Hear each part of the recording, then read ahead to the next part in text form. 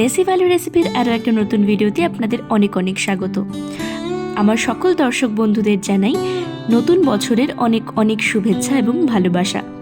আজ আমি আপনাদের সাথে শেয়ার করতে চলেছি ফ্রুট কেক বা প্লাম কেকের ইজি রেসিপি। তো যারা আমার চ্যানেলটি নতুন দেখছেন তারা অবশ্যই আমার চ্যানেলটি সাবস্ক্রাইব করবেন এবং বেল আইকন প্রেস করে দেবেন ভিডিও নোটিফিকেশন পাওয়ার জন্য। তো এখানে সবার প্রথমে আমি কিন্তু একটা সুগার সিরাপ বা ক্যারামেল সিরাপ তৈরি করে নেব। তার জন্য এখানে আমি 1 কাপ চিনি নিয়েছি এবং প্যানটা মিডিয়াম হিটে গরম করে চিনিটাকে আমি এবার মেল্ট করতে দেব। এই সময় কিন্তু চিনিটা কিন্তু নাড়া বন্ধ করলে চলবে না, তাহলে কিন্তু পোড়া লেগে যাবে। 5 থেকে 7 মিনিট বাদেই চিনিটা প্রায় গলে এসছে এবং এখানে কিন্তু রং ধরতেও শুরু করে দিয়েছে। এভাবেই আমি আরও কিছুক্ষণ জ্বালিয়ে নিয়েছি। দেখতেই পাচ্ছেন চিনিটা পুরোপুরি মেল্ট হয়ে ব্রাউন কালার কিন্তু চলে এসছে। এটা আরও কিছুক্ষণ আমি জ্বালিয়ে নেব যতক্ষণ না এখানে বাবলস উঠতে শুরু করে দিয়েছে। দেখুন এখান থেকে কিন্তু বাবলস উঠছে। এই সময় আমি গ্যাসের ফ্লেমটা অফ করে এখানে আমি দিয়ে দিচ্ছি 1 কাপ জল। তো এই 1 কাপ জলে খুব ভালোভাবে এই সিরাপটা আমি কিন্তু মিশিয়ে নিচ্ছি। ভালো করে নেড়ে এই সিরাপটা মিশিয়ে নিলেই কিন্তু ক্যারামেল সিরাপ রেডি হয়ে যাবে। এমনভাবে এটাকে মেশাতে হবে যাতে এর ভিতরে কোনো রকম কোনো লাম্পস না থাকে। তো ভালোভাবে মিশিয়ে নিয়ে দেখুন আমি চলে এসেছি। আমাদের ক্যারামেল সিরাপ কিন্তু একদম রেডি হয়ে গেছে।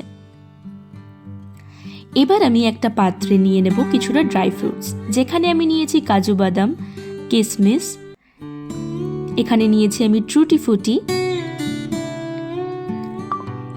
এরপর আমি নিচ্ছি মোরব্বা, যেটা কিনা আমি ছোট ছোট টুকরো করে কেটে নিয়েছি। এখানে রেড চেরি নিয়েছি, সেটাও টুকরো করে কাটা রয়েছে। চিনে বাদাম রয়েছে এখানে কিছুটা। এই সমস্ত উপকরণগুলো কিন্তু আমি অরেঞ্জ জুসের মধ্যে ভিজিয়ে রাখবো কিছুক্ষণের জন্য। ড্রাই ফ্রুটসটা কিন্তু আপনারা আপনাদের পছন্দ মতো দিতে পারেন। এখানে আমি যে যে ড্রাই ফ্রুটসগুলো ইউজ করেছি সেগুলোই দিতে হবে এমন কিন্তু কোনো কথা নেই। তবে হ্যাঁ, ড্রাই ফ্রুটসগুলো অবশ্যই কিন্তু এই অরেঞ্জ জুসের মধ্যে ভিজিয়ে রাখতে হবে মিনিমাম আধা ঘন্টা। তো সেটাকে সাইড করে আমি নিয়ে নিয়েছি একটা বোলে ডিম। এখানে আমি 2টো ডিম ব্যবহার করছি। এই ডিমের মধ্যে আমি এবার দিয়ে দিচ্ছি ভ্যানিলা এসেন্স। এই ডিম ফাটানোর সময় ভ্যানিলা এসেন্সটা অ্যাড করলে ডিমের একটা আষ্টে যে গন্ধ থাকে সেটা কিন্তু কেটে যায়। তো এটাকে আমি খুব ভালোভাবে মিশিয়ে নিচ্ছি। দেখুন আস্তে আস্তে কিন্তু বাবলস উঠতে শুরু করে দিয়েছে। এই সময় আমি দিয়ে দেব 1 কাপ চিনি। চিনিটা দিয়েও আমি খুব ভালোভাবে এটাকে ফেটিয়ে নেব।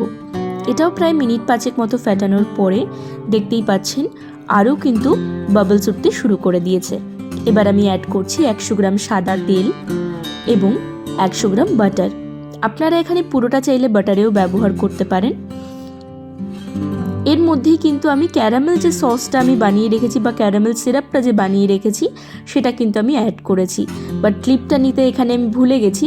আপনারা এই ব্যাটারের কালারটা দেখলেই বুঝতে পারবেন যে এর ভিতরে কিন্তু সুগার সিরাপটা অ্যাড হয়েছে। এবার আমি দিয়ে দিচ্ছি এখানে ময়দা। এখানে আমি 1 কাপ ময়দা ব্যবহার করেছি। সেটাকে আমি একটা চালনির মাধ্যমে চেলে কিন্তু এই লিকুইডটার মধ্যে অ্যাড করব।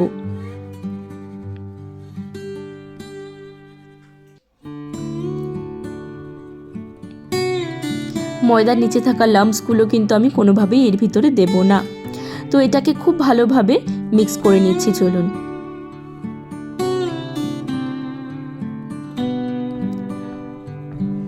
এই সময় খুব ভালোভাবে ময়দার সাথে লিকুইড যে ব্যাটারটা তৈরি হয়েছিল সেটাকে আমি মিশিয়ে নেব।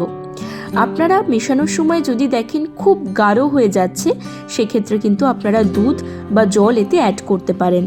আমি কিন্তু যে পরিমাণটা নিয়েছিলাম তাতে কিন্তু আমার দুধ বা জল কিছুই অ্যাড করতে হয়নি। ন্যাচারালি দেখুন একটা কিন্তু সফট এবং স্মুথ ব্যাটার তৈরি হয়ে গেছে। এবার আমি এখানে দেব অরেঞ্জ পিল, মানে কমলা লেবুর খোসাটাকে আমি কিন্তু এখানে গ্রেটারের সাহায্যে গ্রেট করে নিয়েছি। সেটাও খুব ভালোভাবে এটার ভিতরে মিশিয়ে দিচ্ছি। এই অরেঞ্জ পিল বা কমলা লেবুর খোসা কিন্তু এই কেকের মধ্যে একটা দারুণ ফ্লেভার অ্যাড করে, যেটা কিনা ফ্রুট কেকে ভীষণ ভালো লাগে। এই স্টেপটা কিন্তু একেবারেই মিস করা চলবে না। এবার আমি ড্রাই ফ্রুটগুলোকে ময়দা কোটিং করে নিয়েছিলাম ময়দা কোট করা ড্রাই ফ্রুটসগুলো আমি কেকটার সাথে খুব ভালোভাবে মিশিয়ে নিচ্ছি। এই ড্রাই ফ্রুটসগুলোর ময়দা কোটিং করাটা কিন্তু কোনোভাবেই স্কিপ করবেন না।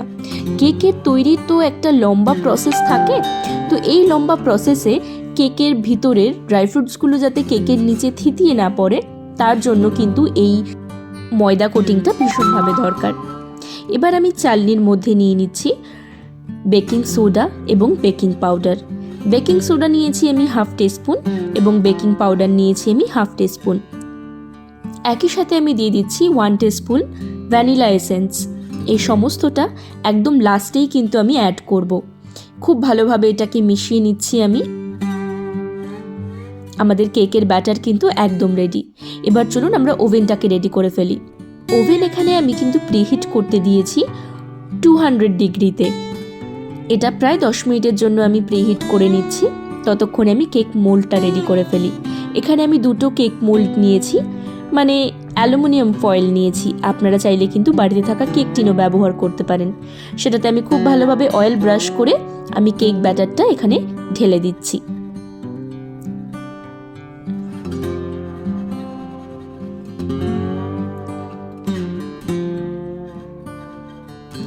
এবার আমি কেক ব্যাটারের যে মোল্ডটা, সেই মোল্ডটা একটু ট্যাপ করে নিচ্ছি যাতে ভিতরে থাকা কোনো এয়ার পকেটস না থাকে, সেটা যেন বেরিয়ে যায়। এই স্টেপটা কিন্তু অবশ্যই ফলো করবেন। এবার আমি ওপর থেকে কিছুটা ড্রাই ফ্রুটস ডেকোরেশনের জন্য ছড়িয়ে দিচ্ছি। এটা টোটালি অপশনাল, আপনাদের পছন্দ মতো আপনারা ড্রাই ফ্রুটস এর উপরে দিতে পারেন। আপনারা চাইলে কিন্তু এই স্টেপটা স্কিপও করতে পারেন।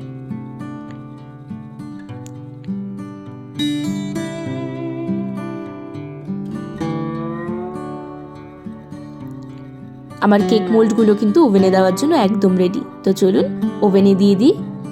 তো এই সময় ওভেনটা কিন্তু 180 ডিগ্রিতে টেম্পারেচার সেট করবেন এবং এটা কিন্তু প্রায় 30 থেকে 35 মিনিট লাগবে কেকটা বেক হতে।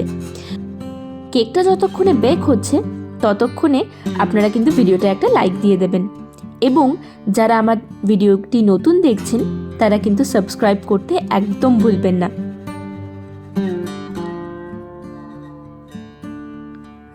পনেরো মিনিট বাদে আমি কিন্তু ফিরে এসে দেখছি কেকটা কিন্তু ফুলতে শুরু করে দিয়েছে।